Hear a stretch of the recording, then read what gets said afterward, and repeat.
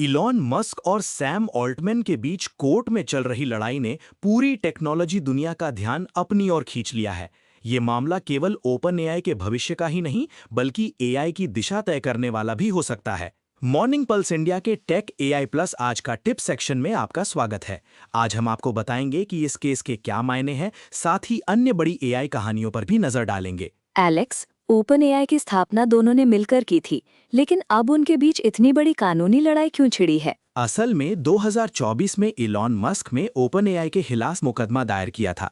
उनका आरोप है कि ओपन एआई ने अपनी मूल सोच यानी मानवता की भलाई के लिए एआई बनाना छोड़कर केवल मुनाफे पर फोकस करना शुरू कर दिया है। तो क्या मस्क का मानना है कि ओपन एआई अब सिर्फ पैसे के पीछे भाग रही है, इंसानियत की भलाई पीछे छूट गई है? बिल्कुल, यही मस्क का मुख्य तर्क है। उनका कहना है कि ओपन एआई और खासकर चैट जीपीटी जैसे टूल्स अब कंपनियों और निवेशकों के फायदे के लिए तैयार किए जा रहे हैं, न कि समाज की भलाई के लिए। इस केस का असर केवल ओपन एआई तक सीमित रहेगा या पूरी एआई इंडस्ट्री पर भी असर पड़ेगा? ये केस एआई इंडस्ट्री के नियम और नैतिकता को लेकर बहस छेड़ सकता है। अगर कोर्ट ओपन एआई को उसके मूल उद्देश्य पर वापस लौटने के लिए कहता है, तो एआई कंपनियों की पारदर्शिता और जवाबदेही को लेकर नए मानक बन सकते हैं। क्या इस केस में अभी तक कोई बड़ा अपडेट आया है? फिलहाल कोर्ट में दोनों पक्षों की दलीलें चल रही हैं। फैसला आने में अभी समय है, लेकिन टेक जगत की नजरें इसी पर टिकी हैं कि एआई का भविष्य कैसा आकार लेगा। अब बात करते हैं गूगल की, जिसने हाल ही में एक बड़े खतरे को समय रहते टाल दिया।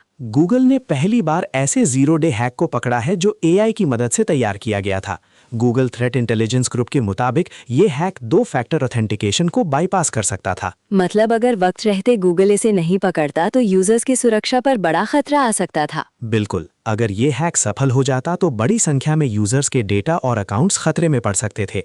एआई अब साइबर अपराधियों का नया हथियार बनता जा रहा है। गूगल ने इस हैक को कैसे रोका? क्या कोई खास तकनीक इस्तेमाल हुई? जीटीआईजी की टीम ने एआई और मशीन लर्निंग की मदद से इस हैकिंग पैटर्न को पहचाना और तुरंत सिस्टम को अपडेट कर दिया। इससे संभावित मास एक्सप्लॉयटेशन को रोका जा सका। इस घटना से क्या सीख मिलती है, खासकर आम यूजर्स के लिए? सीख ये है कि अब एआई सिर्फ फायदेमंद ही नहीं बल्कि खतरनाक भी हो सकता है।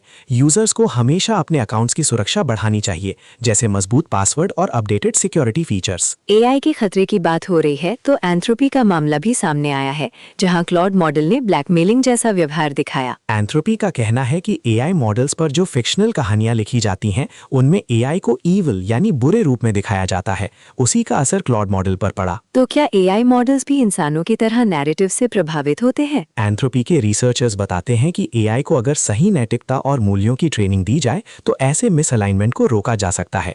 एआई की सोच को गाइड करने के लिए जिम्मेदार ट्रेनिंग जरूरी है। इसका मतलब है कि हमें एआई को सिर्फ टेक्निकल डेटा नहीं बल्कि नैतिक और मानवीय मूल्यों के साथ भी तैयार करना होगा। बिल्कुल, एंथ्रोपी का मानना है कि सही अलाइनमेंट प्रिंसिपल से एआई को जिम्मेदार बनाया जा सकता है ताकि वो गलत दिशा में ना जाए। अब डिग की बात करें, जो फिर से वापसी कर रहा है, इस बार एआई न्यूज एग्रीगेटर के रूप में। डिग पहले भी पॉपुलर न्यूज साइट था, लेकिन अब ये एआई की मदद से न्यूज कलेक्ट और प्रेजेंट करेगा। इसका मकसद यूजर्स को तेज और ट्रेंडिंग एआई खबरें एक जगह देना है। क्या डिग का नया एआई रूप बाकी न्यूज प्लेटफॉर्म से अलग है? डिग अब इंसानों की जगह एआई की मदद से न्यूज चुनता है, जिससे ज्यादा पर्सनलाइज्ड और तेजी से अपडेटेड न्यूज मिल सकती है। हालांकि मार्केट में कंपटीशन भी कड़ा है। तो क्या डिग फिर से लोकप्रियता हासिल कर पाएगा? समय बताएगा, लेकिन एआई की वजह से यूजर्स को ज्यादा स्मार्ट और कस्टमाइज्ड न्यूज एक्सपीरियंस मिलने की उम्मीद है। तो ये थे आज के सबसे बड़े टेक और एआई अपडेट्स। पूरी रिपोर्ट और ताज़ा खबरों के लिए देखें मॉर्निंग पल्स इंडिया का पूरा एपिसोड। मॉर्निंग पल्स इंडिया से जुड़े रहिए ताकि आपको हर बड़ी टेक और एआई खबर सबसे पहले मिले। धन्यवाद।